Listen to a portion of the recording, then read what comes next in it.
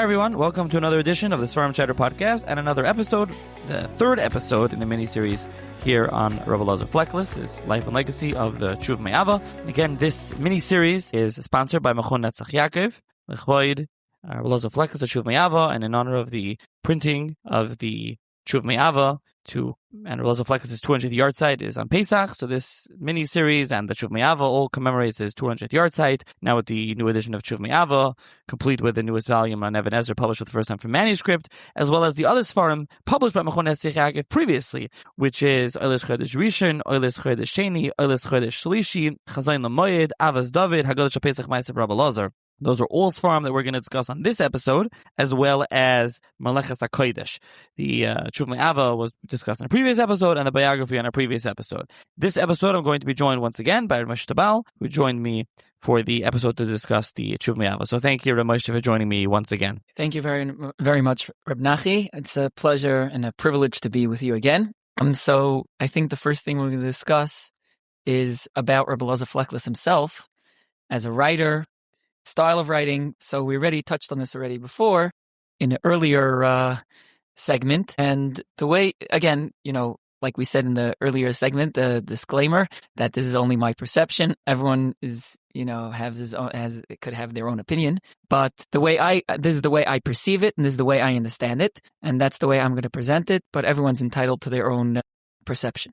The way I see Rabbi Elazar Fleckles is a prolific writer, meaning besides for being a beautiful writer, writing with a stunning lashon, with a flowing pen, with lashonis that are so tied to the lashonis of Chazal, I see him as a prolific writer. There's like almost nothing that he didn't write on. Maybe we'll speak about at the end, different chiburim that we weren't zeicha to have published, but wrote extensively on everything. And on Chamishi Chemshei Torah, he wrote on Pirkei Avos, he wrote on Rambam, he wrote on Shas, he wrote on almost everything. And he wasn't that old when he was nifter, and yet he wrote a tremendous amount. And the drushes that he wrote, and the fact that he wrote on all 12 months of the year, we were only zeichet to very few of them. In drush and in halacha and in agoda, he wrote in everything.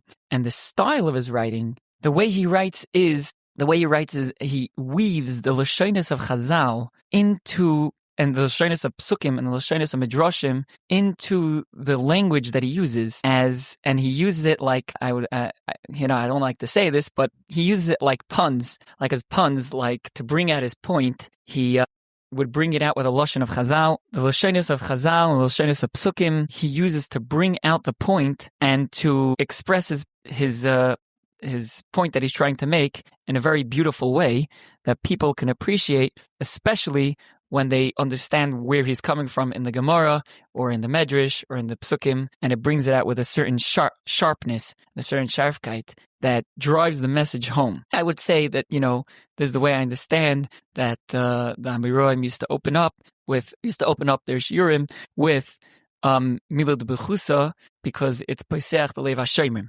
So when we're dealing with halacha, we don't have that there's Mila de Bechusa in the actual shir. They used to open up with a Mila de Bechusa. But when we're talking about Agoda, where we're trying to be Meshiv the Lev HaHamoin to Hashem, to be Meshiv the Tshuva, to make them understand a certain point in your Shemaim. So then in that point, Mila de Bechusa is the best tactic to bring them to listen to the point that we're trying to make, to help them understand. So yes, but Mila de Bechusa is not a place in halacha, but in Agoda it's very much used, and that's why you see the change of sprach, in the change of language in Tshuv Me'ava and in his drush sfarim. In his drush sfarim, he's much more eloquent in his lashon and in his language and more poetic. But in his halacha, he does have a beautiful language, and he does, a lot of times here and there throw in, melitza, like, using words of Chazal and words of psukim. That is true, but it's much less. And the reason is, like I'm saying, because I think that you have to be moshech the lev hashemea. The listener has to be drawn in when we're talking about coming back to service of Hashem and understanding what's on you to be doing in Avodas Hashem. So that's how I see his style as a writer and his derech of expressing himself in his farm. I'd say that his style of writing is, as you said, wonderful and very enjoyable as well. I will say, as a caveat, I think one has to get used to it a little bit, and it's not that hard to get used to it, but take the Haggadah Ma'aser Rabbi Elazar. We're in Haggadah season now. It's a wonderful Haggadah. I did an interview the other day. It says one of my favorite Haggadahs. I'm sure many people I know, it's one of their favorite Haggadahs, and the Mechonas Yaakov edition is beautiful. And so once you get used to it and you start seeing, and then also he causes you to smile. You read the pun, you read, oh, I know exactly where he's coming from. I see that. And listen, some of them you may not catch, but many of them you can pick up. And it just brings a smile to your face when you read how he's writing. And it's just really wonderful. And again, Mechonas Yaakov really broke it up into small paragraphs. It's not like a long run-on. They kind of bolded things. I mean, it's much easier now to understand and appreciate his style of writing, but he writes in a style of Melitza. So we'll start with his farm. I think, as you said, we'll start with Eilis Chedesh Rishon. Eilis Chedesh Rishon, otherwise Mili Deshmai, that was the first sefer he printed, and that's on El and Tishrei. So Eilis Chedesh Rishon, then we'll go out of order of publication just to make it easier for the listener. So we'll go Eilis Chedesh Rishon, Eilis Chedesh Sheni, Eilis Chedesh Shlishi, which is the Hespedim, and then Chazayin L'Moed. We'll discuss all the Mayadim Svarim as one, and then we'll get to the other two published Svarim. A lot of fun, but very different after. Okay, so I'll let you. Why don't we start with Eilis Chedesh Rishon, when he printed this, what this is exactly, and let's talk about that. Okay, so Eilis Chedesh Rishon was the first sefer he was printed. It was actually printed 2 years after he returned to Prague. It was probably mentioned in the first segment of this podcast that he left Prague and he was the chief rabbi of Koyuten, which is actually in Moravia, which is interesting because Prague is in Bohemia and he went to Moravia. We see a lot of connection between Moravia and Bohemia. We see them back and forth. They're right next to each other. They're right next for those to who don't know where they are. They are right next to each other, but they are different. The way I understood it was slightly different cultures, and so it's a little bit interesting that he left Prague in Bohemia, which is a real Prague person, and he went to Moravia, and he had a very good time there. Other than the fact that he didn't have a yeshiva, that was the only reason why he returned to Prague. Moravia being, if you've seen already, Merin and Nikolsburg is in Moravia. So after he returned from Koyuten, he joined the Noid Behuda on his Bezdin, on the Bezdin Moshe, or whatever you want to call it, or Mos, like Rav Moshe Maimon wanted to say in Reb Nachi's Sefer on the Teres Chaim. And this is the high court, meaning there were other lower courts in Prague, but this was the highest court, the highest Yiddish court in Prague, which was headed by the chief rabbi at that time, was the Noid Behuda. He returned to be on the Bezdin. I think he was the youngest member of the Bezdin at that time, and he was being doirish in the base of the Medrash in all the different Bate Midrashes in Prague. I think in the Eilis Chedesh Rishon he says there were 9 Bate Midrashim, big ones, and then he says there were Shtiblach Le'ein Mispar or something like that. We'll talk about that in a minute. But what he says, what he did over here was he made a compilation of his drushes that he made, that he gave over in Koyuten and in Prague, and he put it out as his first sefer with the Haskama from the Noid Behuda and his Bezdin, of course, except for himself. The three Maskimim were the Noid Behuda himself, Rav Michal Bachrach, who took over as the Ravid after the Noid Behuda was Nifter. He was the one who, after the Noid Behuda was Nifter, took over as the Ravid, and then, when he was Nifter, in, I think it was 1800, Tshuva Me'ava took him over from there. And the third one was Rabbi Yaakov Ginsburg, who was more friendly with the Shivas Tzion, was more on his side in the machlokes that we spoke about. We see that in Shivas Tzion, and he was dying together with the Tshuva Me'ava. However, he was more on the other side. It was more like Rav Michal Bachrach and the Tshuva Me'ava against Rabbi Yaakov Ginsburg and the Shivas Tzion. But they were the three maskim, the Noid Behuda himself, Rav Michal Bachrach, and Rabbi Yaakov Ginsburg. And he actually writes on the Sharblat, well, this is his first sefer. He says, please note that there's haskama from Reish Giluseinu, Ga'inu Zeinu, Ma'or Dereinu, Machmadeinenu, the Noid Behuda. And it was very important to him that haskama. And the Noid Behuda was Meshabeach him, is actually said, when he was a young boy, it was said that he would go with his father to the Altanai Shul. And his father, and when he came home, he would tell his father how when he gets older, he's going to be doirish on in the Altanai Shul, and it says that he'd misatif fatalis, and he would doish ala eitzim ala avonim. That's what they write in the Zichron Elazar, I think. And he would say that when I get bigger, he's going to be now. People say, and his nevuah Kaviyachol was Niskayim because he became a massive darshan, and whenever he darshan, people would go they would come streaming from miles and miles to come to listen to him. That is true. But what's interesting to note is that it did not seem like that at the beginning. And he writes in the Hakdamas to his Sfarim, I'm pretty sure it's Eilas Chadivishin, he writes this. He writes that he be'etzem was not someone who is a drush person, believe it or not. He was someone who was very into halacha, and he said, I only learned halacha. But once I came to Koyetin and they asked me for drushes, he said, they understand that the Torah from Moshe Sinai was given in Melitza and in Haggadahs and in things like this, in drushes. He said, that's the way they understand the Torah. So I had to speak their language. So he said, so I had to start learning this language of drush, which he became an incredible master at this art. But it's amazing to understand and to know that the truth was that he had no connection to this until he got the first stellar in Koyetin as being the Rav. But before that, he had no connection to Drush and Agoda, meaning he probably knew what the Sfarim say, but he didn't have a yad in this style of talking and writing. He was more of a halacha person, and that's what he says. And actually, we might mention this later. In Eilas Chodesh Shlishi, he writes, the most chashuv sefer he wrote is Eilas HaTamid, which is what we call Tshuva Me'ava. He always stuck with the halacha, and even when he was saying that he had to learn Melitza and Drush and Agoda, he writes it, like a touch of sarcasm that Hamoin Am need this. But this is what the people need. Shema Yisrael B'Loshem Shem Avinim. So he had to, conform.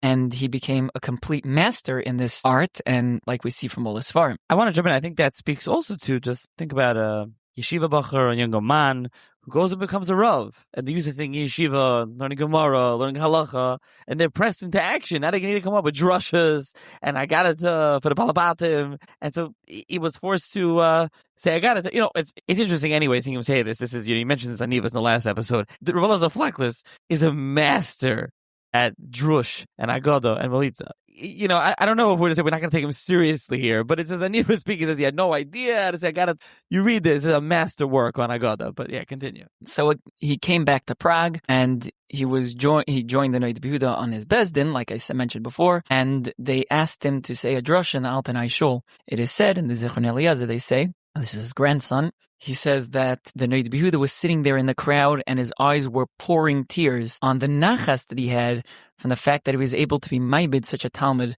like the Tshuva Me'aver, Elazar Fleckles. He writes that he's calling these set of Svarim Eilas Chodesh. He says for a few reasons. One is because he wrote it on the months of the year, so that's simple. He says another reason why he called it Eilas Chodesh, he says because every single month a person who's a Baal Seichel has to be Oile to Hashem, betuv sichloi, he has to, use his brain to come closer to Hashem, like it says, like midei chodesh b'chodshoi, yovi kol basa l'shtachvos lefnei Hashem. So he's saying that's why he called it oilas chodesh. And he says, especially in chodesh Elul, he says for sure, Hashem Hakadosh Baruch Hu is in this ala b'shoivar, shnemar ola lekim betrua. So since Eilas Chodesh Rishon was written on Elul, so he's saying especially this volume has a real reason to be called Oilas Chodesh. Then he says what we mentioned before in the earlier segment, which was that he says that Chodesh is Miramiz, hints to his name and the name of his parents. How does that work? He says because his father's name was David. So he says take the letters Vav Dalid from his father's name, and his mother's name was Chayesara.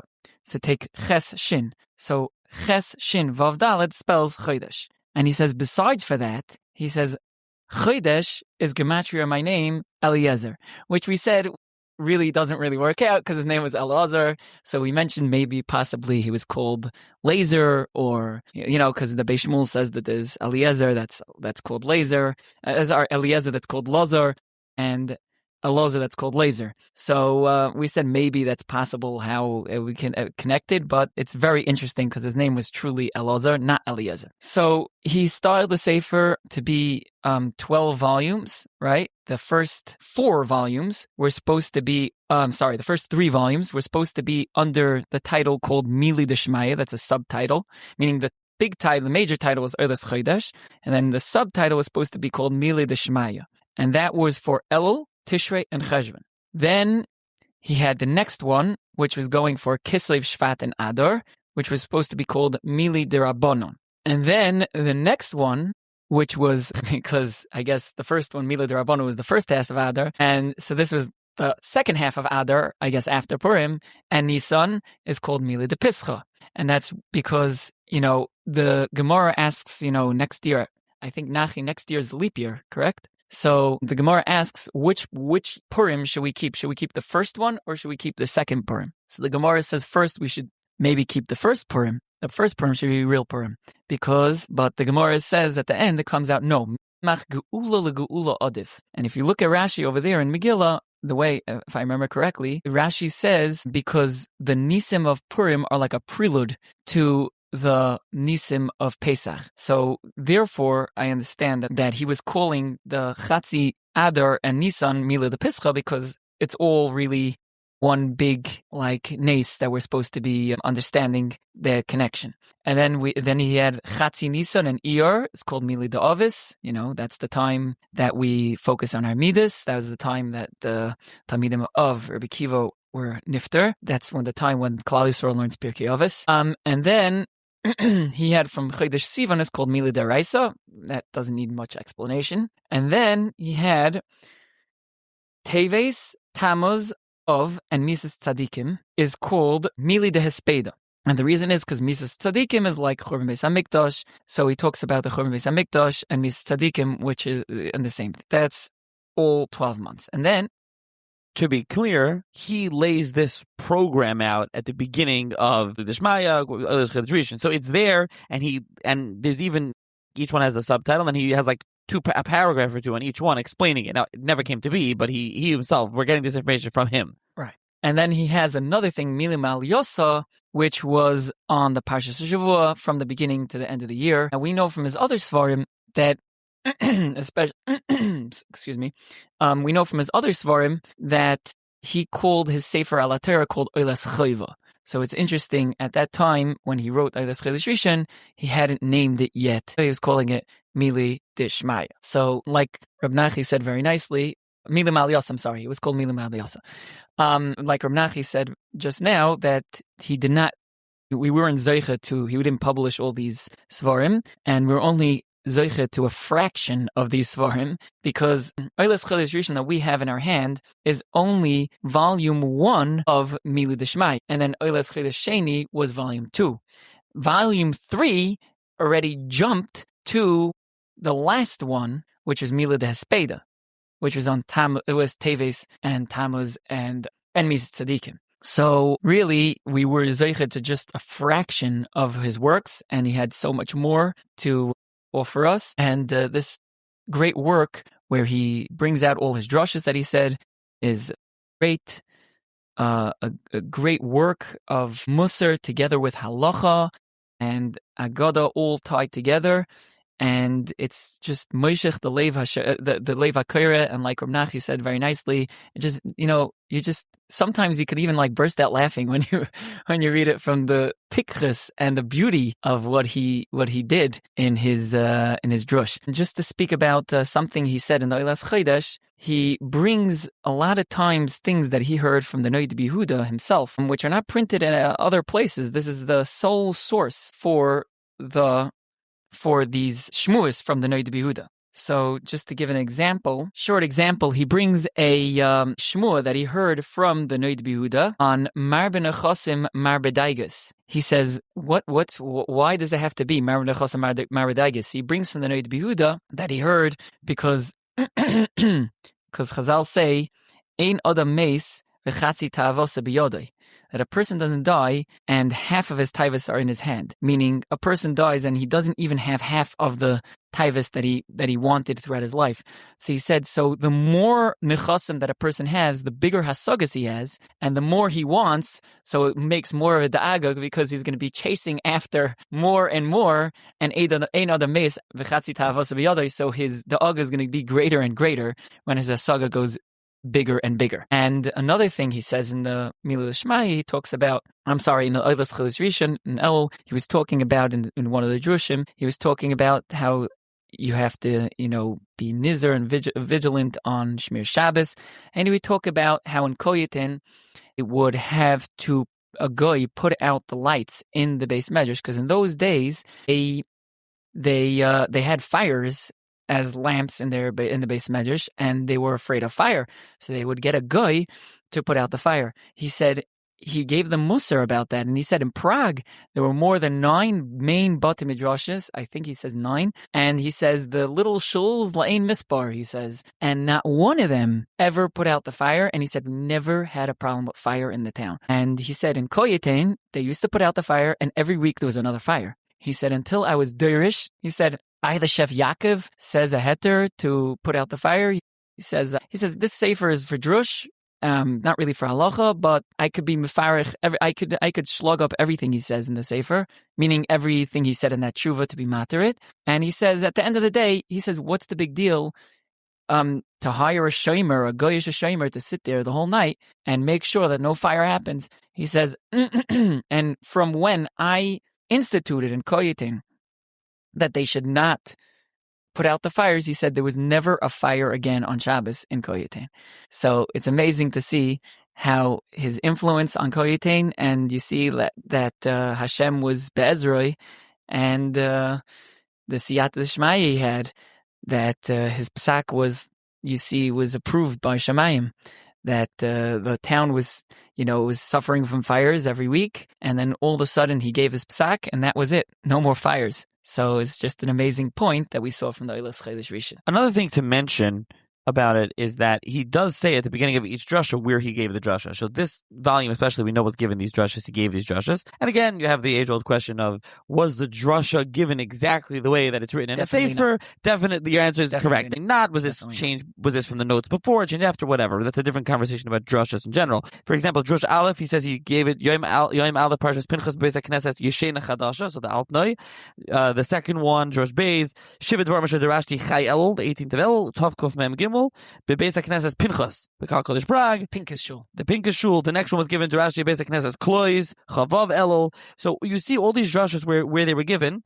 The next one was given in Goyetain, in Drush Dalid, as he tells you clearly. So you can get some, and sometimes you can read the drasha, you'll see that some historical information you can tell, matters where it was at. The next one was also in Goyetain, and so on. So you can see that in Milei L'Shmai, he does really lay that out where it was given. Now, if you want to turn to Another point that you said, and once you're mentioning those things, another thing is that he also, what he did with this is a very original thing in the Drush Svarim, which I haven't seen. He divides each piece of his drushes, which were, could go on for very long. He divided them into mamorim, little subcategories, and he numbered them, and in the side he put like a little title for each one, like beer, nusach hatfir shemer kol turo b'amo Yisrael barachimim, or beer b'shivisi Hashem l'negdi tamid, or like he would put a little title, so if a person wants to grab a little nugget, he could just read that little maimar and have something to come away with, rather than going through the entire drasha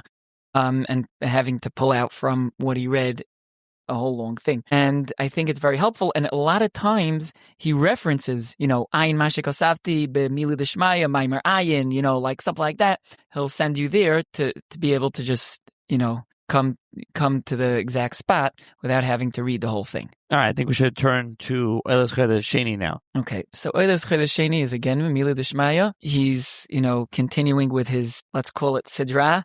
This was more on Tishrei, if I remember correctly. Yes, it was more on Tishrei, and he's dealing with Rosh Hashanah Be'ikr, and Rosh Hashanah Yom Kippur. So it's the same style, like we said before. He titles which shul he gave this drasha in, which base medrash, and again with the Mamorim. So just to give an example of like a little piece, this is Milei L'Shmaya This is the Chelik Beis, Elas Chelik Sheni, and he says in Maimer Ayin Vav, he says a very interesting explanation. He says the pasuk in Tehillim says, "My sin I will speak out, and I will fear for my sins."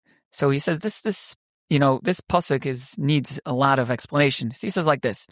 He says, "Are the averis that are bemazid?" He says, that's Ovid Mezid. So Agid. So what do? How do I do tshuva? I say vidui, is vada olav, and that's it. And I know that my avera is mechuper if I do the proper tshuva, and I have charata, aziv zachet, and kabbalah lasid. He says, however, edog mechatasi, I will be very afraid from my chatoim. Why? Because chatoim are shogig. So a lot of times I don't even know that I did the avera. I don't even, because I understand that these things are mutter or these are allowed.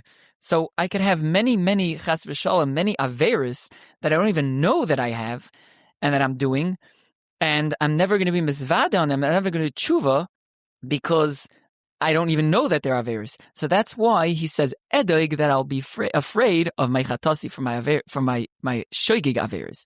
And that's what he says. That's the oisfir ki pishi ani eda.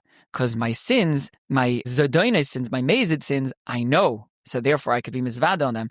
V'chatasi negdi tamim. However, my shoigig sins will always be in front of me because I will never do a vidoy on them. So it's a nice explanation, elucidation of the pasuk in Milul Shmaya Sheni. Another thing to mention in this one, in Elazar Sheni, which is the second drasha, which is Chamisha Dvarim, 5 things that he said in Goyetan. It's a somewhat known drasha, especially this will come up later in Avos David, and also, as we mentioned previously, about the Nedib Yehuda and the drasha, the famous or infamous drasha that was censored and now mostly put back, where he's talking about tkiyas and kavanas, Kabbalistic kavanas. So, this Amanam, if you're doing the mitzvah and you hear the shofar, is automatically service and mila. This is very similar to what the Nedib Yehuda says in his drasha. You don't have to have specific kavanah. You have kavanah doing the mitzvah, and up there will happen whatever is supposed to happen with kavanahs, etc. I'm skipping a paragraph called the next one. It says, "The Torah said, not like this generation. Shekol echad, every person writes a little as Hashem, mishmaikel. The ein lo yad v'shem b'gemara v'shulchan aruch. They don't know Gemara. They don't know Shulchan Aruch. V'roitz Elias ishu halekim kadosh baruch. He wants to be a holy man. V'lo yatsa mi beis hasefer told the Sodom. He doesn't leave the house as the person. These are all Kabbalistic. He's talking about things. Many a whole collection of writings. But kisvei hariz of the Arizal. Lachsh machshavos, he wants to think thoughts. La'ir ha'avis, to be ma'ir the avis. L'fnai roichev ba'aravos. Which is, again, this writing makes you smile. He's so wonderful. Ve'ini yedea afilu shir trua shu kashalish yabavis. Which is such a wonderful writer. He doesn't even know the shir trua. What an idiot this Matake is. Mi hitin efoi v'yakasiv mili deraisa. He's basically saying, again, as the Melita want to translate word, that this guy gets up there with his groise kavunas, but I don't mean to become Hasidim. These were actually probably not Hasidim in Prague, but they were sitting there and don't know how to blow shofar, don't know what's going on, but just know how to have his kavunas for the Arizal. He says, behold, the Baltakeh should know how to be mechavan to the Soidis. And if not, Ozei al Kaponim, Makri Yadea, the Makri, the one calling out, should. Makri Yechavan HaSoidis, Alakeda, and so on. He says, I understand that. But he says, V'kolshkem b'tkiyasa the Shofar, the Lemakabel tkiyasa, mi bar nash, the lav yuchakim, barza the tkiyasa, does not have blow shofar. The Bahai Yomim is Atshra Yitzchak Guresh Lavan, etc., etc. He says, but basically, it says Amnam Nira, and they didn't make the Torah plaster. They do everything. Things. They knew how to be mechaven, the proper kavonas by pinatiyas. They didn't cut off one part. Hopefully, we should know the niglois. Ki b'nei adam yoishvei choshech v'pure. I saw a guy. He's busy. He doesn't know shas. He was telling these lofty esoteric things. I feel brachas mezayna legamri. They didn't know anything. The guy could make brachas. The guy was an Amoritz. Ulefi daiti hashvelis. Is according to my humble opinion. Anoshim ke'ela, these type of people, ein lam chilik v'nachala. They have no chilik in anything. In Kabbalah and not in regular Gemara. Hey, we're sitting here laughing. The guy is mamish and Amoritz. Again, this is the beautiful Melitza from Bereshis. Every din who is dach v'nichla, when it comes to halachas, he's an idiot. The guy's a goylem. Not the moral's goylem, but he's a goylem, which is in Prague. Goyetin, the Prague rabbi was in Goyetin. He says, You can read on. It's a wonderful, wonderful drasha, and this is kind of his attitude. And this comes up. We'll get to Avos David. He's really angry about the Franks and people with the Kabbalah and so on. But there you can get a flavor. Hopefully, it was not too much. You kind of get a flavor and a spice of him as a writer, and that's from Oilus Chedesh Sheni. And now we can go to Oilus Chedesh Shlishi, which is Mili Despeda, which were the Hespedim that he gave. So that really has kind of historical value, besides for the drush part of it. So Mili Despeda. Something unique about the Hakdama, that he has something called a Hesnatzlus, where he says a reason why he's going to integrate drush into the halacha into the drush.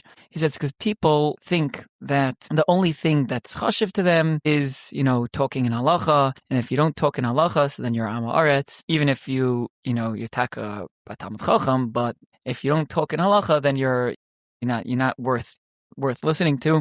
So he says for those people, he says really they're a bunch of jealous people. He said there's no basis for their argument. He says, but they're being loivish, the talus of a Yoreh Hashem and a tzaddik and a kaddish, and they're making these arguments. So he said, so no problem. I will show that I also have a yad, and and like we're saying, this was his main thing. And like he calls the Oilas Tamid, which was the Tshuva Me'ava, he calls it the Chibur Hashlishi Hachi Nechbad. That's what he calls it. So he says over there that he's going to integrate Shivim Timorim, 70 palm trees. I'll shame the pasuk that when they came to after Kriyas Yamsuf, they went to the Elim and they had Shivim Timorim v'yachnu sham. So he says that he is going to have 70 Timorim that he's going to implant in his sefer throughout. He's going to spread out throughout the sefer 70 palm trees, and at the end he actually has a special mafteach for these 70 passages from the Rambam where he planted throughout his sefer. And these Shivim Tamarim, these 70 trees, come from his sefer, which is called Mishnas Rabbi Elazar. He called it. And this sefer, Mishnas Rabbi Elazar, was on the Mishnah Torah of the Rambam, and apparently it was a tremendous sefer, a big, huge sefer on the Rambam, like we mentioned before, Mishnah Rabbi Elazar, and he took parts of this and spread it out throughout the sefer. Now, he did this in later Sfarim as well. He did it in Haggadah. He did it in other Sfarim as well. He brought from this sefer called Mishnah Rabbi Elazar. And it's a great privilege for us that he did this because Mishnah Rabbi Elazar was never printed, so at least we have these little nuggets from the sefer. So getting to the sefer at hand, he actually, in the beginning, which is unique also about the Sefer, he thanks a Gvir who helped them, sponsor the Sefer, and he thanks him and he thanks his wife. Another thing that's interesting is, in all his Svarim, the Tshuva Me'ava, that is, he thanks his wife, Esther al-Bandi, thanks her in Tshuva Me'ava Chelik Aleph. In Tshuva Me'ava Chelik Beis, he doesn't really thank his wife. He just leaves it out that. And in his Drus Svarim also, I don't remember him bringing in his wife. Could be, I just forgot. But what's interesting is, in Tshuva Me'ava Chelik Shlishi, he brings his wife back again. His second wife, her name was Rivka Levitz. That was her name. She was a descendant of the Eliyahu Rabbah. And it's funny because the lashon that he uses over there, I don't have it in front of me, I didn't bring it this time, but the lashon that he says over there was like, I'll save her, like she's my wife, and she's helping me out, even though she was like blind, like right after he got married to her, and really he like had to take care of her, but he like says very nice things to her, things about her, and he says like Khalili, not to mention her name. So it's very interesting. I'm not really sure what went on over there, like why in Tshuva Me'ava he left her out. And then B'chelik Shlishi, Tshuva Me'ava, he brought her back. In any event, the people that complain about saying ladies' names in Sfarim, he obviously had no qualms. Over here, he even brings the Gvirta's name, right? He brings her Maris Liba, and he thanks her. I don't remember any other sefer where he thanks a Gvir for helping him out, sponsor the sefer. To give an example in Drush Gimel, before we give an example, I want to just explain that before every Drush in Drush Gimel, in Miludes Beda, he says where it was given, but he does not say who he was maspid. You have to go throughout the drasha. Usually what he does for you is he bolds the name. So in the drasha, he'll tell you who he was maspid. He'll bold the name of the one who is being maspid. But he does tell you the date and the base medrash. So now we'll jump to Drush Gimel, Maimer Kuf Chav Daled. So he talks about that Ata, the Gemara in Yevamis that talks about when Rebbe Kiva met the Bechor Satan. And it depends how you learn the Gemara. The way I understood the Gemara and the way my Rebbeim understood the Gemara was that Reb Doisa asked all his questions to be Matir Tzaris Abbas, Tzaris Erva, and Tzaris Abbas, and Rebbe Kiva slugged him up. And in frustration or something like that, he's going to be saying it l'shvach, the Tshuv Me'ava. He said, Ato Akiva ben Yosef sheshimcha hoylech the second girsa, Ato Rebbe Kiva ashrecha shezechisa l'shem, is the girsa that we have in Unzera girsa, the Gemara. It's interesting to point out, Nachi, I'm sure you know about this, that the difference between the girsa and the Ein Yaakov and our girsa is because there was the Talmud of the Ashkenazim, and there was a Talmud of the Sfardim in Spain.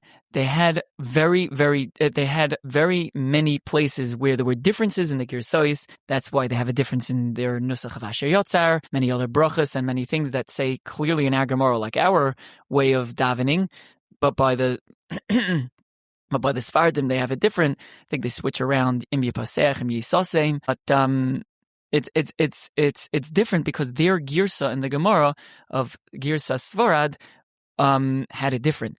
Almost have nothing from that girsa thanks to the Spanish Inquisition. However, since the Ein Yaakov was published by Rabbi Yaakov ibn Chaviv in Eretz Yisrael, he was from Svarad, or he was in Turkey or in Eretz Yisrael. He published based on the nusach that he had, which was the nusach Sfarad. So we have little nuggets besides from the Rif and the Rambam who had the nusach Sfarad, we have from them, but we also have from the Ein Yaakov's. Nusach that we just said before is from the nusach the Ein Yaakov, which is a different girsa.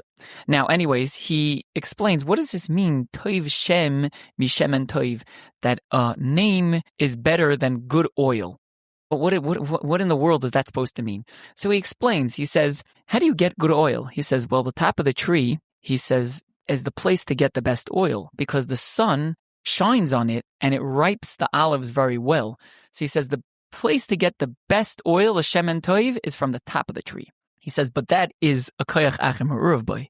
You have the sun being meshazif and ripening the fruit on the top. Masha'enkein, a shem toiv, a good name, comes from himself, from his own actions, from his own maisim. He says Rabbi Kiva had no koyach achem ha'uruv boy. He was a ben gerim. He had nothing to give him a good name. Everything that he attained, any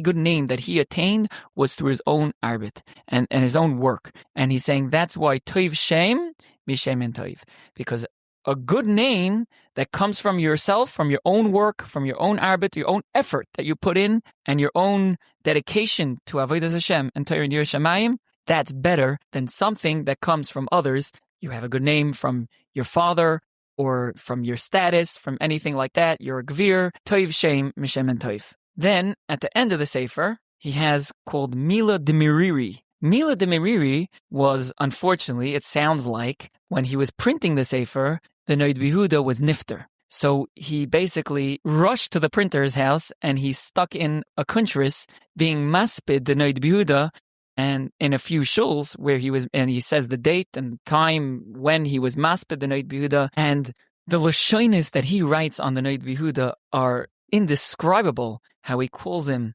Rabbeinu, the Yotza Abbas Prag Kol Hadoro, and he goes on and he explains what they lost and the gadlus of the Noid Behuda, how he perceived it, how he's a tel talpias. The whole Klal Yisrael turned to him with shilas. It was not only by the Ashkenazim and by the lands of Ashkenaz in Poland where they turned to Noid Behuda. Even in Sephardic lands, I don't think he mentions this, but I'm saying the Tshuva Me'ava has Tshuvas to Triasti. I'm saying, but that was under the Holy Roman Emperor, holy lowercase holy, but so He wasn't holy, he wasn't Roman, he wasn't an emperor. Yeah, yeah, everything. Plus Ligurusa, but he has even to Turkey, which was not under that empire. The Noid Bihudi, he has to Reb Chaim Oidoi and many other Sfardim who turned to him as the Gadol Adar. He was Mamish Rabban Shel Kol B'nei Hagoyla, something that was very unique at that time that wasn't really so much. Even I think even Rabbi Kiva Eger didn't have so much chuvas to the Sephardic lands. The Noid B'Yehuda was special that he had this connection with all the Kol B'nei Hagoyla B'chol Muvan Hamila. And, he was like the Tshuva Me'ava says, he was the tail talpius, the pile that Shakol Poinim Loi, that the whole Klal Yisrael turned to in matters of halacha. Things in halacha, there's not really, we're talking about the Noid B'Yehuda over here, we're talking about the Tshuva Me'ava, but, you can't talk about the Tshuva Me'ava without talking about the Noid B'Yehuda. And in certain matters, he took a stance against the whole Klal Yisrael, like, in the fish, with the striel fish, what is it called? The striel fish, and in the shaving on Chol Hamoed, like we mentioned last time. And in certain gittin, which, we're not talking about the Kliver get that he was, the whole Klal Yisrael was behind him, really. But we're talking about... Except Frankfurt. Except Frankfurt, that's true. That is true, except Frankfurt. Rabbi Shul Frankfurt. Except for them, yeah, but there was a famous get with a relative of his where he took issue with Rabbi Yitzchak. I think his name was Rabbi Yitzchak Schwartz or something like that. He took issue with that get, and it was a major, major, major controversy. But the Noid B'Yehuda, held his own, and everyone recognized and deference to the Noid B'Yehuda's opinion. No one could machavek the Heilige Noid B'Yehuda's opinion. Actually, it's interesting in Maisa Ish. If it's reliable or not, I'm not sure, but they actually have a story in there with the stipler who wanted to be masig on a shtickle Noid B'Yehuda, and the Chazon Ish told him, biz the Noid B'Yehuda. Basically, you can't be masig on a Noid B'Yehuda. That's not allowed. Until the Noid B'Yehuda. Noid B'Yehuda, you're not allowed to be masig.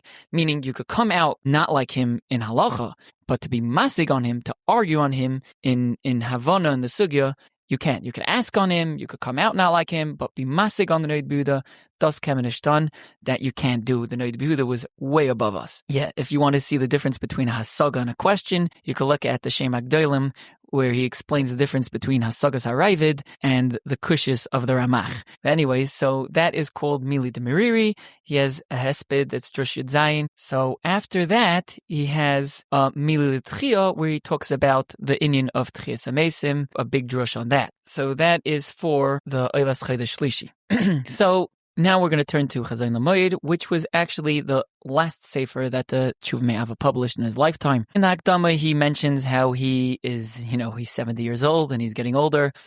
And actually, one of the Svarim, one of the reasons that he called it Chazayin Lamoyed, he says because he realizes that he's going to pass away, and he says, so that was actually one of the reasons why he named it Chazayin Lamoyed. He says another reason is because it's called Moed. And he says even Rosh Hashanah, Yom Kippur, and Shmini Atzeres are called Moed. He brings from the Rasag and the Radak that says V'shavti Kol Misoisa Chaga Chadsha V'chol Moedeha is going on Rosh Hashanah, Yom Kippur, and Shmini Atzeres. So he says that's also called Moed. And he says another reason because he said it in a group. He said these shmuz in these drushes in a group, in a shul, in a kihila, basifa, that's also called moyed. So therefore, he said for all these reasons, he called it chazayin lamoyed. He says also, why do he call it chazayin? He says because chazisi ubiyarti kodesh mikroi kodesh mimoyedei kodesh. He says because it's what he understood and explained and made seen from about the moedim and in the moedim. Now it's split. Each one is not a mimer; it's a chizayin. It's not divided into subcategories like he did in the Eilas Chodesh. It's one long drasha, and he does not say where he said it. He just, says it's a drasha on this topic, and then he goes on, and he does not have subcategories. It's just one long drasha, and you have to read through the whole thing really to get a shleimus of the inyan. Just to give one, example, he talks about kol ani yeshena v'libi air kol do deifik. So he says, what's what's Ani Yeshena V'Libi Er? So this is in Chizayin Ches. So he says, Ani Yeshena, that a person who gets sidetracked with, all the Gashmias and all this world, so he is considered asleep. He's considered asleep because he is not doing the Maisim Tovim. His actions are not being activated. He's not doing what he's supposed to.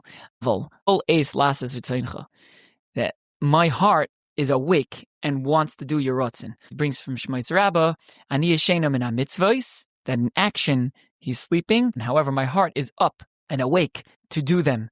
Ki leiv ha'adam cheftzoi yashar. And because the person's heart wants to do the right thing. And then he says, and that's why the call of the shofar, the voice of Hashem, Kaviyachol, is knocking. That is to wake me up. Pischuli Pesach Shel Tshuva. That's how he explains and elucidates that pasuk. Based on he's talking about for Rosh Hashanah Yom Kippur, so he's talking about how the shofar awakes the person and how really the rotzen of the Klal Yisrael is to do the rotzen Hashem.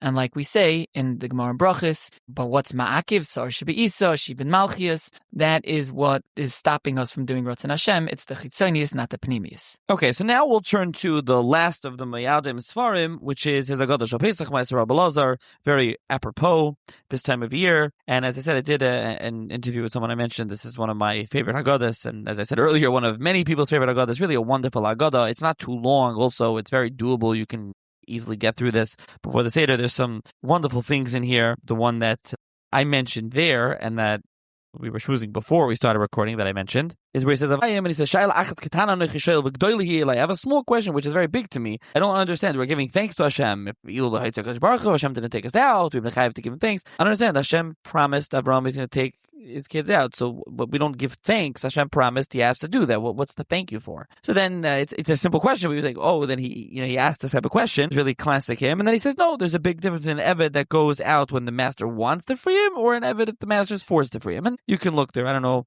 Moshe, if you wanted to add something, you wanted to give an example from the Haggadah before we... Yeah. Yes, I wanted to give an example of Haggadah, but before that, I just wanted to say that actually he did get another Haskama. So he does have the instructions written over there in German. It's very cute. And the Netzach Yaakov did a very good job in translating it. So it's very, very nice shipur to do in the new print. I just wanted to give another example. He talks about the part of the Haggadah where he says like this. He says, Yitzias Mitzrayim, that Yitzias Mitzrayim, the point of why Hashem made all these nisim was to show on the Chiddush HaOlam how Hashem is running the world and Hashem created the world. And he says that a Chacham is someone who is able to extract wisdom from no springboard. He's able to pull it out from himself. Without any preface, he's able to pull it out. He says, what's a maskil? He says, a mavin dover mitoich dover. So he says that a novain is a chacham, someone who's maskil dover b'lima. A novain is a mavin dover mitoich dover. Sheish l'fonav shom hanocha asher alav yusib ben yosei. So he uses what he has as a springboard. Right? Chazal say, one's a shulchan ani, one's a shulchan ashir. Okay. Now he gets into the Haggadah. Vafilu, so he says, this is what the Haggadah says. Vafilu kolonu, ourselves, meaning this Chacham, he is able to understand Hashem and the Chiddush of the Bria, how Hashem created the world, and Hashem runs the world without any moifis or any sign. He's able to know it from himself with his own wisdom. And then he says, even if we're kulanu nevainim, that we understand with a springboard. What's the springboard? We could be mizboinen in the world that we have in front of us, and we could see there's nothing that creates itself. Everything that's connected is already created in Kol Chodesh Tachas HaShemesh, right? It's impossible for a big palace to be created without any creator, or to run an efficient corporation without any runner or a person in charge, without any manager. And then he says, "Kulanu zikenim." He says, "What does this mean?" We saw ourselves from the experience of life. We have a Messiah from our father, or we ourselves from our experience of life saw that, there has to be a Boyer Olam, and we saw that Hashem has to be the one that created the world and the one that's running the world. And the last one, Geidas HaTorah, Ashabos Sipurim Rabim, we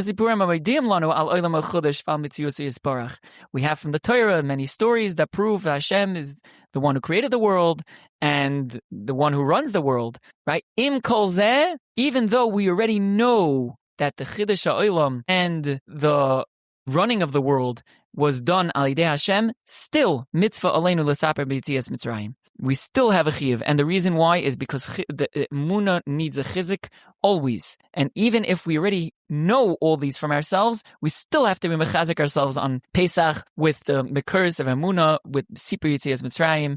And even if we have all this knowledge before, we still need to be mechazik ourselves every year. So there's two Sfarim left to discuss that he printed before we get to the ones that he didn't print, which is Avas David, which is the funnest sefer of his, and then there's Melekas HaKodesh, which also might be a very unique and different type of a sefer. So I think let's talk about Melekas HaKodesh, and we'll leave the fun part for the end for those that are still braving the podcast and still listening. So Melekas HaKodesh actually was the only one of this Sfarim not redone by Mechon Tzach Yaakov. And so let's talk about Melekas HaKodesh and what it is, because it's kind of interesting, and why he wrote this sefer. So the way I understood it from the Hakdama and from the sefer, I use it extensively, is that he says that he was matmiya always. He had a big question. How do the Seifrim know what shame is Kodesh, what name of Hashem is Kodesh, what's the name of Hashem, and what is Chol? Like we have many times, Elohim loisekalo, that is Chol.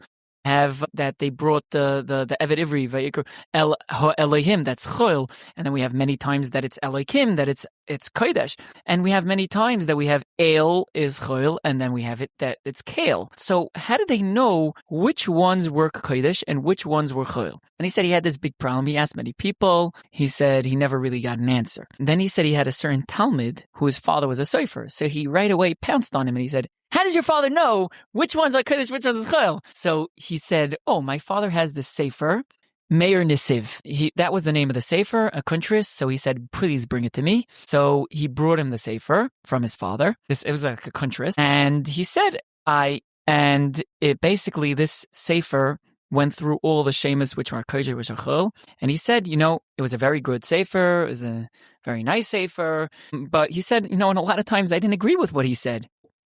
He said he decided to make another sefer based on this Meir Nisiv. So he basically called it Kedushas Hashem, the Meir Nisiv, and then he added his own ha'aris, which, he put in bold the Meir Nisiv, and then he put like letters, like Aleph, Beis, Gimel, Daled, and which would refer to his ha'aris, which he called opposite the Meir Nisiv, he called it Or L'Nesiva.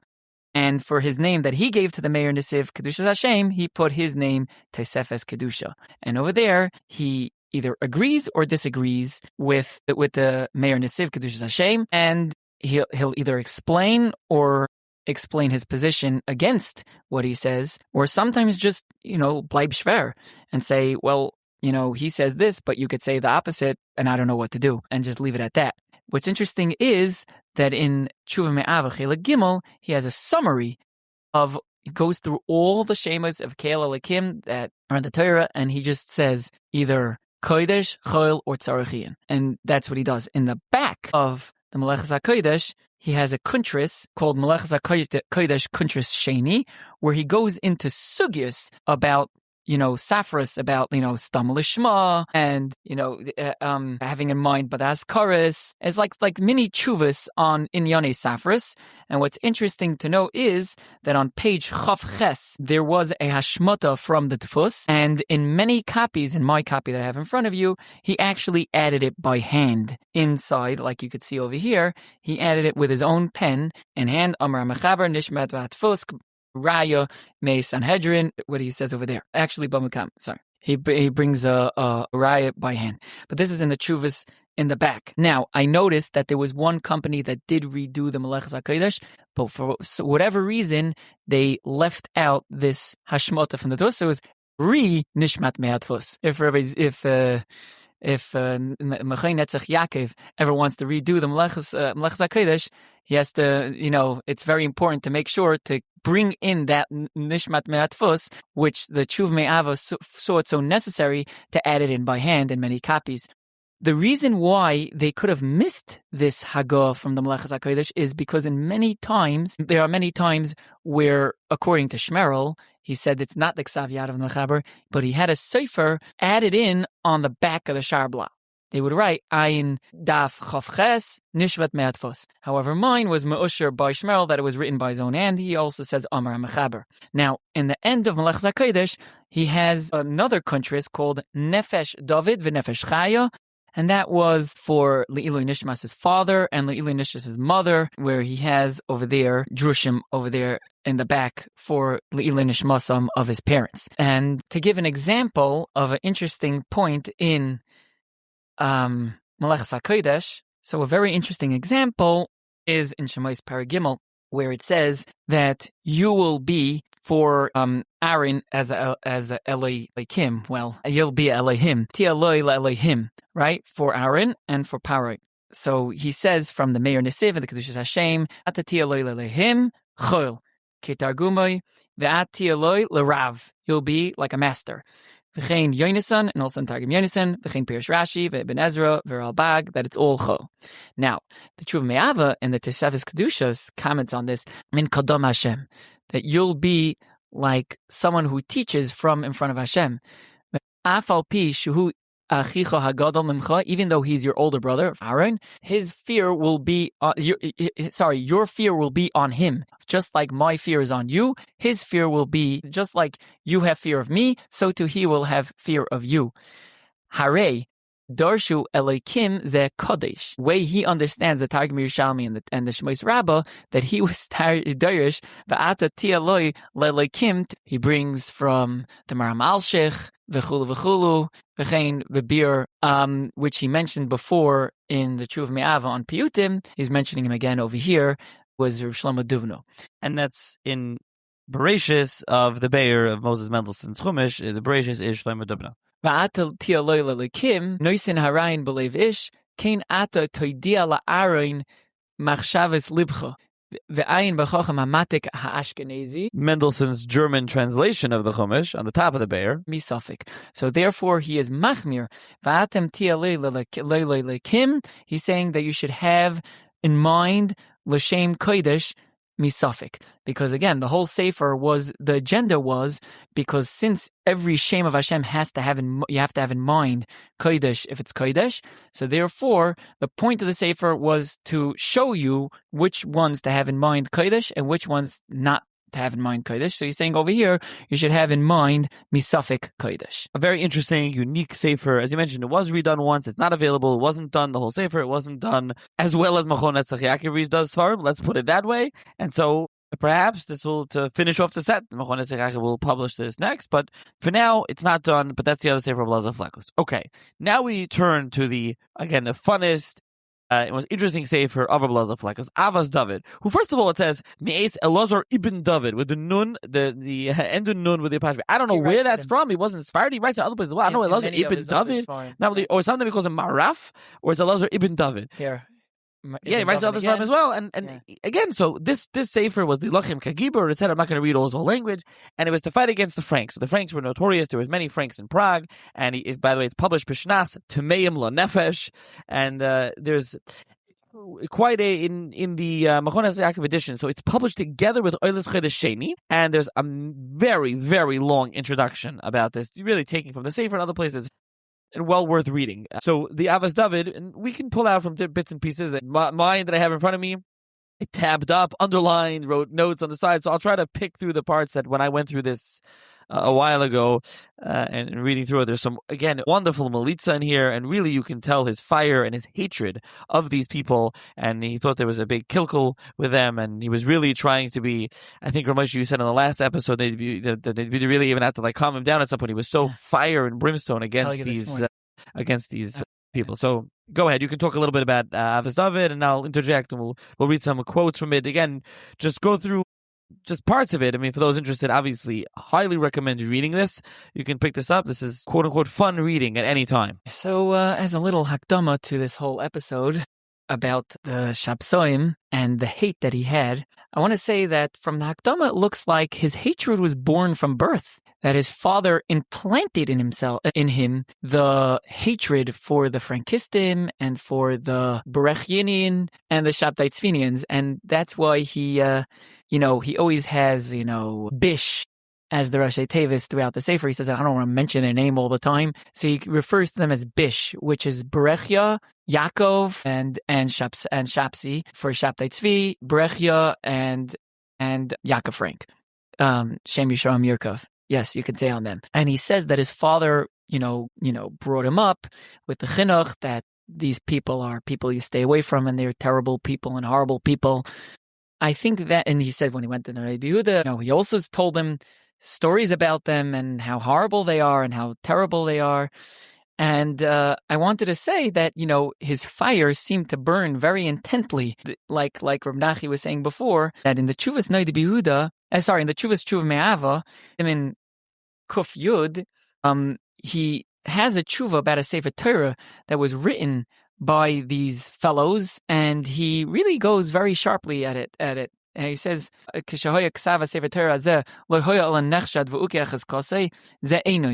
talking about a person who became a Shabtai Tzvi person, but we're mesupik about the Sefer Torah if it was when he was a Shabtai Tzvinik or he became a Shabtai Tzvinik afterwards. So he says that you should not say that it was after he wrote the Sefer Torah that he was that the Zohar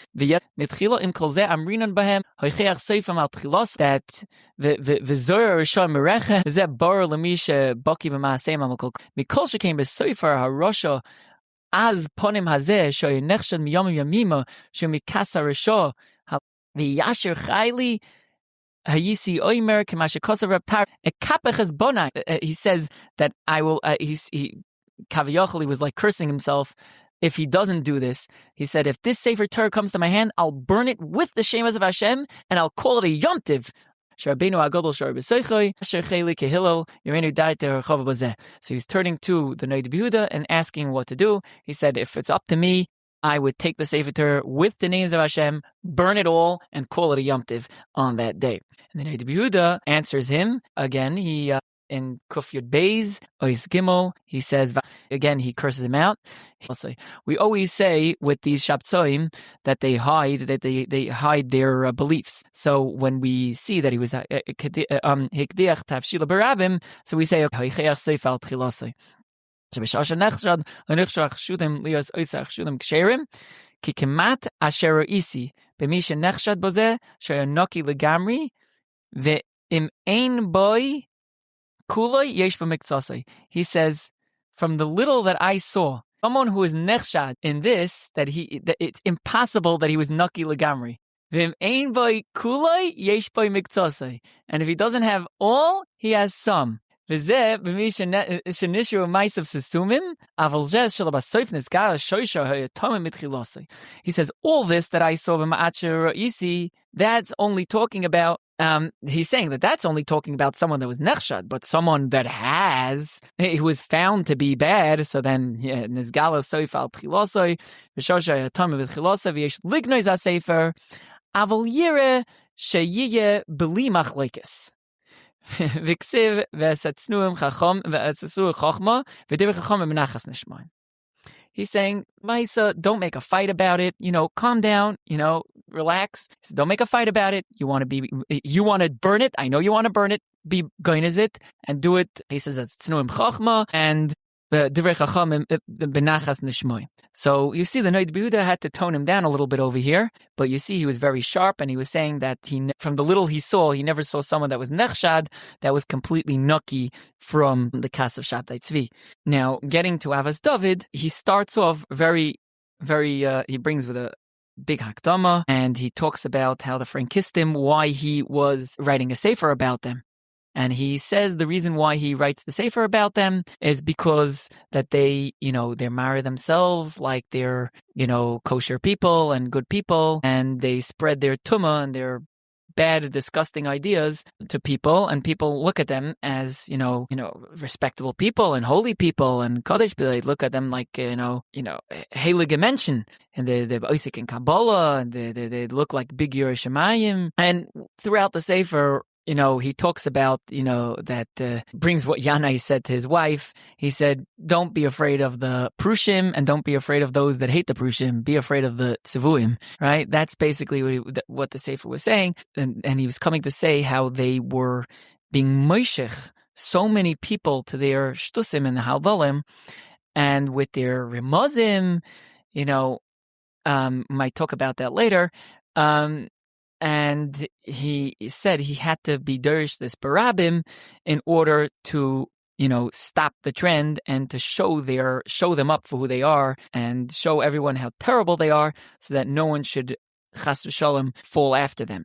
And throughout the Sefer, he points out how, there's different types of evil people. There's apikorsim and there's minim. He said those people, they're terrible, they're horrible people, but the worst balavera is someone who projects himself and presents himself as a fruma Yerushalayim with a frock and whatever, or streimel, whatever it is, to make himself look like a very ernst Yerushalayim, and someone who's defending the kavod Hashem and presenting the right way to serve Hashem. And really, this person is bringing people far, far away from Hashem. Maybe we'll give some mishalim what he says later on. Now, the reason why he called the Sefer Avas David, he gives two reasons. One reason, he says, is because what these Frankistim and these Shabtai Tzvinikers and what these Bruchians, I don't know how to call them, what they wanted to do was they wanted to say that either they are Mashiach or Shabtai Tzvi is Mashiach or whatever it is.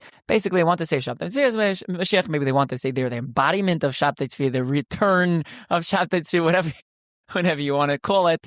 But whatever it is, they were being mezalzel in the zera of David, Mashiach Hashem. They were saying that they are the Mashiach, or that they know who the Mashiach is, and that it came, or it will be here, or it is here, whatever it is, that they are Mashiach. So they're being mezalzel in David, which his zera is supposed to be Mashiach. So that's why he called it Ahavas David, the love of David, because we who know that they are not Mashiach, and we are still being mechake for the real Mashiach, like the Briskerov said, the problem with believing that a certain person is Mashiach is a problem in the Chakaloi B'chol Yom Shiavai, because now you believe he came. So it's a pirza in one of the Yud Gimel Ikrim. It's kedai to mention something my Rabbi said, that the biggest zilzul that a person could be making by proclaiming that he's Mashiach or this, he said what that does is being mezalzel Mashiach, the real Mashiach, because these people don't come close to. If you look at the Rambam, we're going to see later where he talks about the Rambam, who Mashiach really is, and the descriptions, Chocham Yoser Mishloimai, Karav LaMoshe Rabbeinu. He will not be a Navi Gadol Moshe Rabbeinu. He'll speak about that later, but he'll be Moshe Rabbeinu, Chacham Yoser Mishloimai, to say that this person or this individual or the person saying about himself that he's Mashiach, that the biggest avlo that they're doing for Klal Yisrael is they're being mezalzel, the concept of and that's all in the first reason of Avas David, love of David. Then he says, and the second reason is because on Shavuos of 1798, his father was nifter.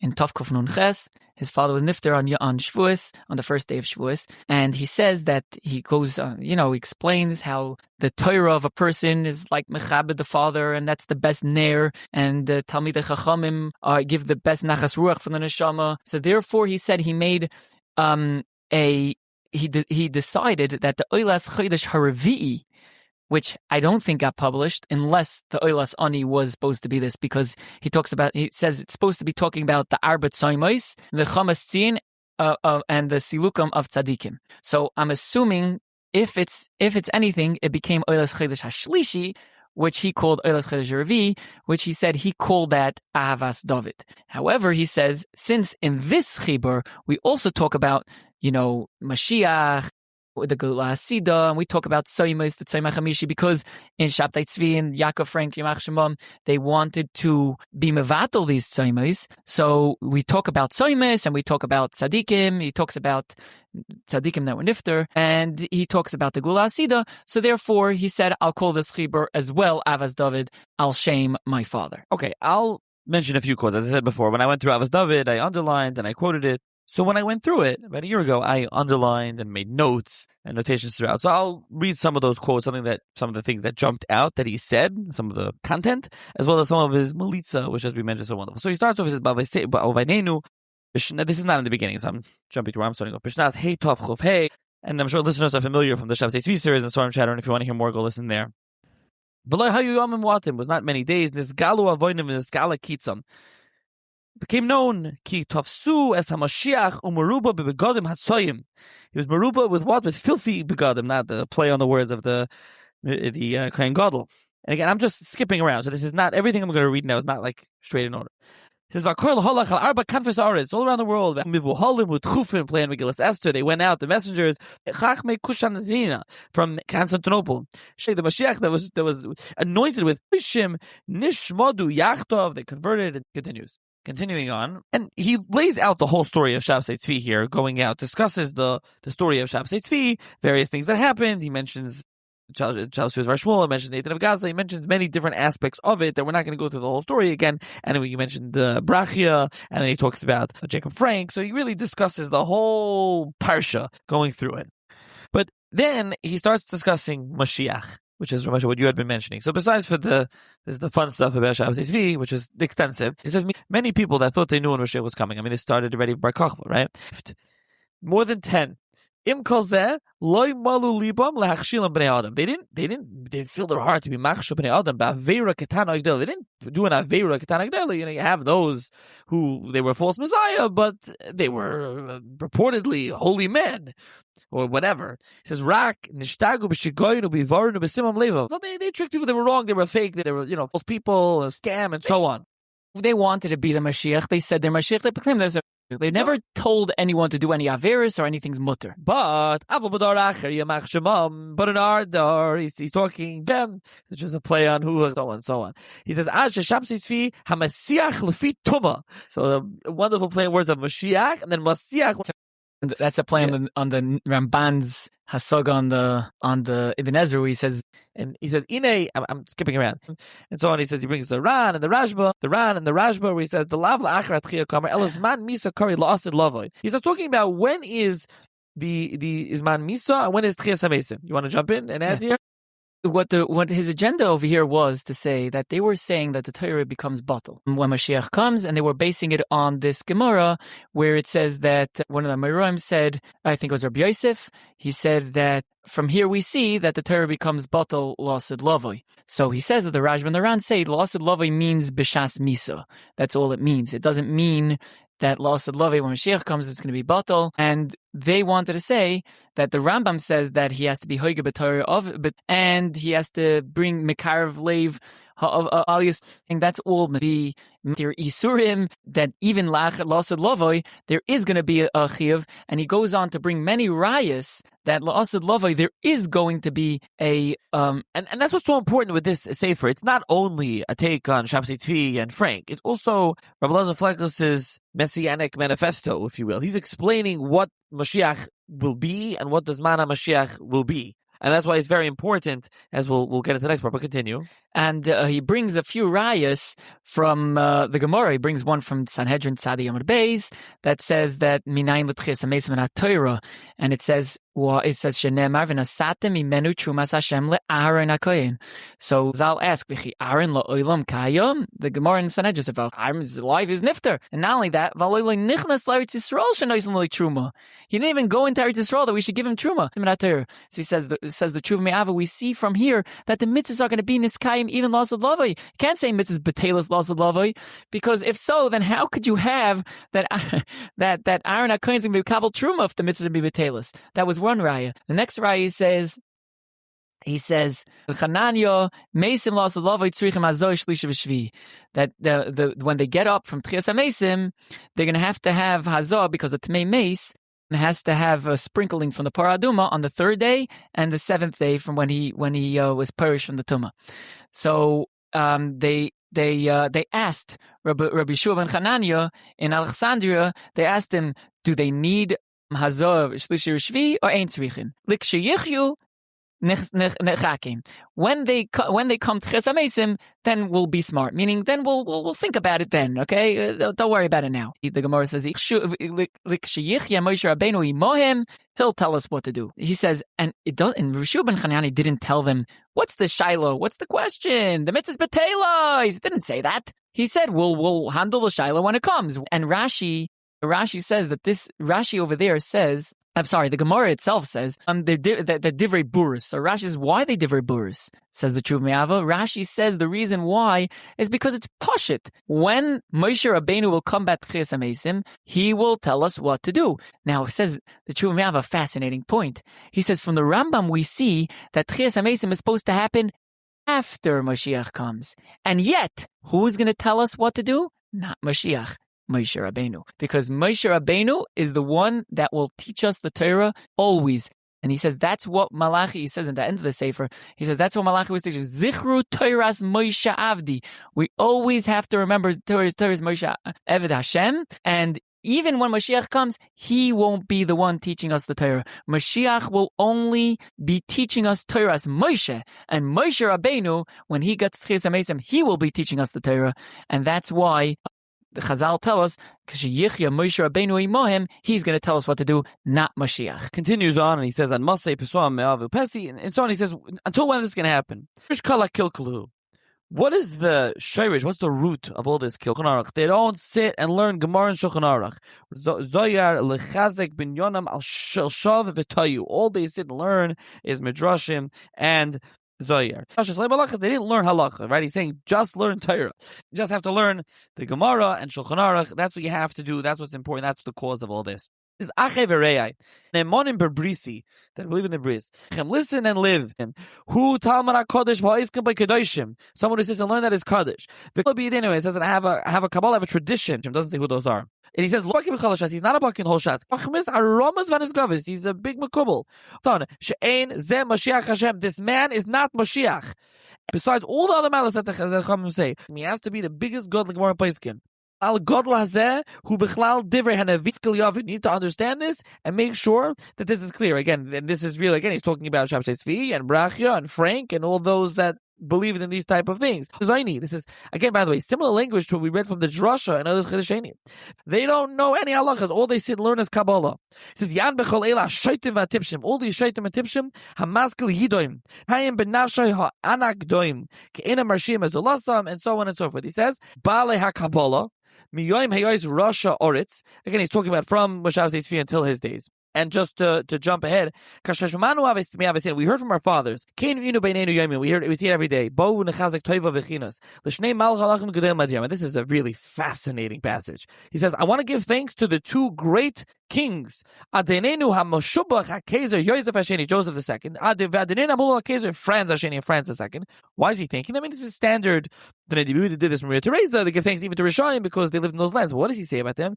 They were so great. They saw the issue. They see what was going on for the Mekubalim. They see all the damage it was going to cause. No books of Kabbalah in the Holy Roman Empire, is what he's saying. He says that and he gives you the exact date that it was brought. He says, of course, there are very wonderful, amazing Kabbalah books. I'm not saying that. He says, but once they have these people, they brought in the terrible things, you have to be like a loy plug. You can't learn Kabbalah. And he says, this is what Hashem wants. Sheker, these liars with their fake Kabbalah. He's calling it kishuf. And Hashem gave chachma to the kings, who stand guarding the breach. If you don't listen to the king, to the emperor, you are going against God, against Hashem. This is how strong the Rabbi Elazar Fleckles is coming out over here. And this is something, he says, because in Yaakov Ish Kofer, which is another play on words based on from a Gemara. Again, continuously discussing it. He says, by the way, we see this always now. Iran war, this war, Russia Teva, Strait of Hormuz, this thing. This is Mamish, Rabbi Elazar Fleckles is talking to you, by the way. the way he brought out that he said that if you're looking for Rosh Tevis or Gematrias, I have the great Gematria here. We didn't get to that one. Hold on. It says with different Hevel Havolim in Bumbai. Listen, we see this with WhatsApp status. The WhatsApps go around, flying around. Oh wow, look at this. It says right, we have it. And for many other things. Right, we have this. But he says now this is one of the greatest lines in the whole book, maybe the best one. These people love Gematria. I'll give them Gematria. Shab Sitzvi Chushbana the Dain, Chushbana the Dain, Aru Bailam Hazev, Aru Leilam Haba, Vamaimin boy, Oibakabalasai, Aru Beir, Aru Basade, and you shall be cursed also if you believe in Shab Sitzvi. I mean, he's really on a roll here, and I'm like I said, I'm really skipping and jumping around. I wanted to say one more thing where he really runs around and he says another thing is that based on what Rav Nachi was saying, he brings two very nice proofs that the Iker is the Gemara and not the Kabbalah. He says very nicely, Hashem has no mokim ela ledalid amish shel halacha bilvad. He only has the 4 amas of halacha. He said, doesn't say Kabbalah, doesn't say, flying in the air and doing all, Sheamus and all that. It says, dalid amish shel halacha bilvad. That's all. That's all Hashem has. And then another thing he says, it says, that's who is Elio is being mispased is a ben olam haba. So he says, you see from these two Gemaras, these two Mamorim of Chazal, that the Iker is Gemara and Halacha and Torah Shebenigla and not the Nister. Then he also talks about the Zohar, and this is something that we mentioned by the Shumav. He says, "They don't learn the Gemara on Paiskin, and what do they do? What do? They learn the Zohar, right? They learn the Zohar. It says, don't go in that way. By the way, this is quoting the Marshal. Yeah, it's quoting the Marshal. I forgot to say that. It is quoting the Marshal here. There's the Marshal in Tshuva Siman Tzadi Ches, and then he quotes the Marsha, and he quotes the Noid Behuda, he quotes the Tshuvas Chaves Yoyer, then he quotes the Noid Behuda, which is Al Kopanim in Mar and Alachim and Azoyer. And there's more here. This is towards the end of the Sefer. By the way, he mentions a second volume that was supposed to be that we don't have of this Sefer. You can kind of get a flavor of this Sefer. Again, it's fun stuff. You can see his fire and brimstone against Shabtai Tzvi and the Frank. You see the story of Shabtai Tzvi and Frank. You see, again, his take on Mashiach, on Geula, on Tchesamesim, on those that are Mechashve Kitzim or saying that they're Mechashve Kitzim. And Moshe, look like you want to add something. Yeah, I wanted to add that in a few places he says Simonim, how to identify the Frankistim and the Shabtai Tzvinikas. He says, if you see anyone that's not a Baki in Halacha and Gemara, and he's being Isaac in Kabbalah all day, he says you have to know that that's from their Kas. He says also you see if they're, he says, Anoshim v'noshim together. He says if they're ladies and men together, he says that's another siman that they're from that kas. Here's a few more simanim. Later on, he says he has a Kabbalah from the Noid Behuda that if someone says, don't talk about the Shabsoim or the Frankistim, Bein Toiv, Bein Lara, just keep quiet about them. We don't want to talk about them. Biyadua that guy is Shabsoi. He says a few simanim about, to sum up, his what he's trying to point out over here is, like he says from his Pirish, unfortunately we were never zeicha to this Pirish. It's called Minchas Oriv, Pirish on Pirkei Avos. It looks like, or Antilim actually. He says the loy ama oretz chosid is not that ama oretz is not a chosid. The loy ama oretz chosid, he says it's an isser, and ama oretz cannot be a chosid, because if he's going to do chasidus when he doesn't even know the Iker Adin, he's going to come liktis benetias, and he's going to come to do things that are horrible, that is unacceptable in front of Hashem. So he's focusing on the whole Sefer. Basically, is focusing on how the Iker is. What we're supposed to be focusing on is halacha, Iker Adin, what it says in the Torah, and then only then, if a person by himself wants to grow and steig and go higher and do lifnimishers, then he may. But if a person is not based on the Yama Talmud, he has no right to go further. And he says that he brings a very nice, maybe we'll close it with this, Rabbi Nachi. So we'll close it with this. He brings about Pardis, Pshat, Remez, Drush, and Soid. He says that the last one is Soid. The first comes Pshat, Remez, and Drush before that. And he says the reason why is, he says like a Drush on the Gemara, it says, Kol yayin de loy daribot chad tlas maya. If you don't have wine that's diluted 2/3, 3/4 water, he said is not good wine. That's not proper wine. He says wine has to be diluted by 3/4 water. Again, this is negate arbacosis, right? That if you have raw wine, there's a whole shiloh for yaitsim, but it has to be diluted by three quarters. So he says, what's the 3/4? That's the 3/4 because he says represents the Torah Sheba.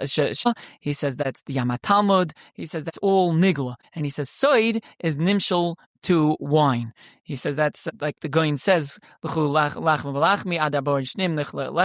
eat bread, and mikan velech shisu yayin, after 40 you drink wine. He says teres anister. So he says any wine, if you drink raw wine, that's bad.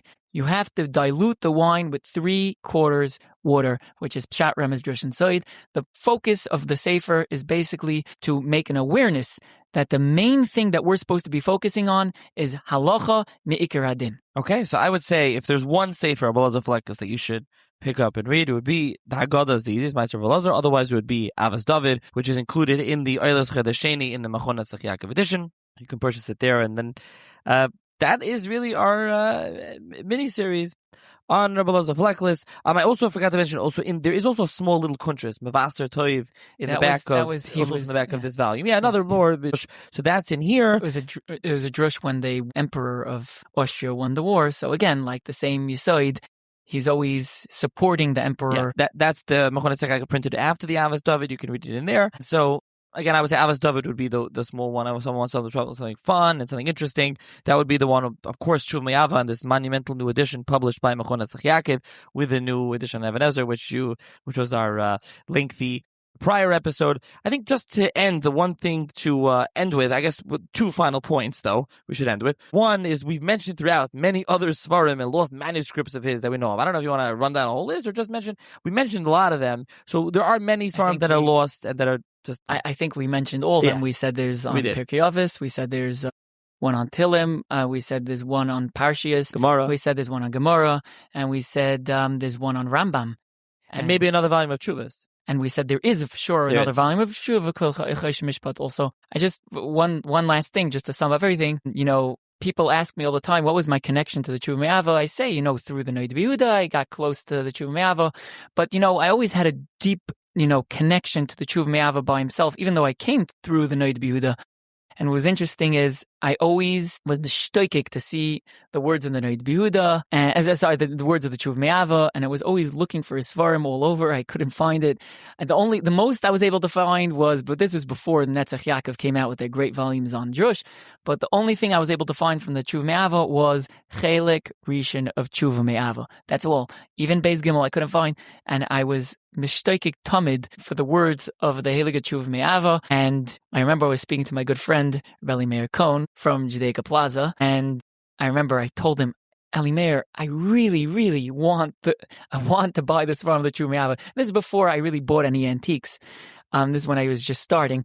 So Eli Meir gave me a smirk, one of his trademark smirks. He's like, "You're willing to spend money?" I said, "Yes." So he showed me the legacy auction where they had 7 volumes, I think, if I remember correctly, 7 volumes of the Tshuva Me'ava, where a few of them had inscriptions from the Noid Yehuda. Like we said, the Chelik Beis had inscription from the Noid Yehuda to the Big Dikuna. The Eilos Chodesh Chelik Shlishi had a whole paragraph written to Rabbi Isaac Margolis on the day of his chasana, signed with his signature, the whole signature, Akotan, Elazar Fleckles, that's who he wrote, the Tshuva Me'ava's own name. The Eilos Chodesh Chelik Aleph was, had the signature of Rav Wolf Chias, who's the Talmud of Chasam Sofer.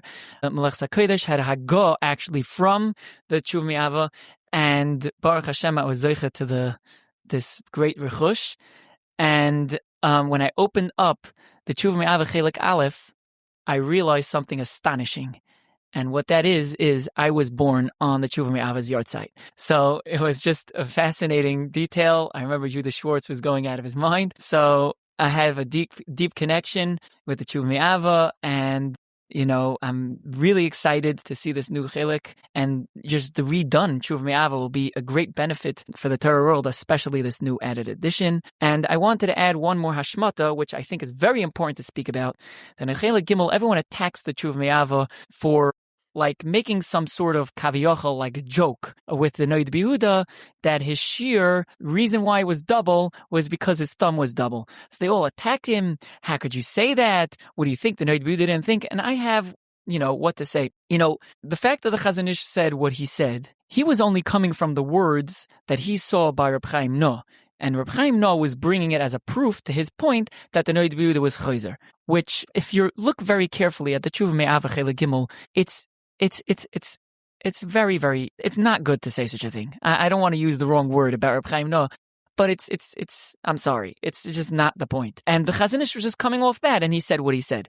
But someone who looks at the Tshuva Me'ava inside sees the point of the Noid B'Yehuda, of the Tshuva Me'ava, and what he was trying to bring out. What he does is, he starts off with a question on the Noid B'Yehuda, and he handles his position in Shiurim. Then he goes on to say, even after he, tries to be Miyash the Shitas Noid B'Yehuda, he says, the Heilige Noid B'Yehuda only meant these Shiurim lahachmir v'loy chas v'shalom lahakil. The Noid B'Yehuda never meant to be mekel with these Shiurim. Again, the Noid B'Yehuda mentioned this whole thing in Tzlach, in Psachim, where he said Agav Chivusav Pesach. He wants to be Moidia the Olam, that there's a Chumrah out there, and he says it in the Tzlach that it's only lechumrah, not lahakal. So the Tshuva Me'ava stresses it, and then he goes on to say like this, that the Noid B'Yehuda was Shichma L'mayla from everyone, and his thumb was pikafel everyone else's thumb. So therefore, he would have to take off half in order to get the correct shear. The Sam Sofer in his Tshuva says that he measured it with Beinani, it came out the same thing as a Noid B'Yehuda, and he says that he told us the Noid B'Yehuda, and he nodded and he smiled. Ilu is maskim to him. What he meant to say was, clearly, if you look at the tshuva, what he meant to say was that since the Noid B'Yehuda only meant lahachmir, and he didn't mean lahakel, therefore the Noid B'Yehuda didn't bother using a Beinani to get his thumb, and he was Meshayr on his own thumb, because since this is only a chumrah, so therefore he was Meshayr on his own thumb. But to be makil on such a thing you cannot do. Why? Because since the Noid B'Yehuda used his own thumb, and he had to be Mishayr, so to use a hashara lekula, that you can't do, and that was what the Noid B'Yehuda was masking on. I always was wondering, how could you say such a thing about the Tshuva Me'ava, who was the closest Talmud of the Noid B'Yehuda? You think he didn't know? You think you know the Noid B'Yehuda more than he did? You think he didn't chap this? I'm saying that he was close to the Noid B'Yehuda. The Noid B'Yehuda respected him. He was a respected Talmud, and everyone, and he knew. I think this is the emes pshat in what the Tshuva Me'ava meant. Okay, well, thank you for that addition to what we left out from the Tshuva Me'ava episode.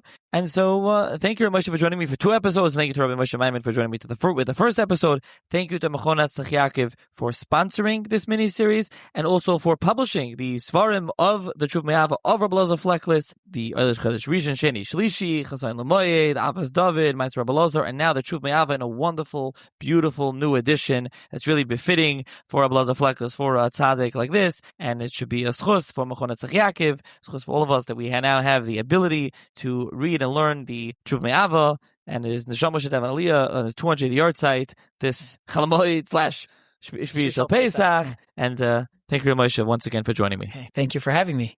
A small postscript to add is that throughout these episodes, we mentioned something called Eilis that Rabbi Elazar Fleckles wrote, which are small chedushim on Shas and various topics. That, or at least part of it, the Kuntrus Eilis, is printed in the new edition of Mechonat Tzach Yaakov, together with the new volume on Even Ezra. It's printed from manuscript, so I just wanted to add that postscript here, and I hope everyone enjoyed listening to this 3-part mini-series about Rabbi Elazar Fleckles, the Tshuva Me'ava.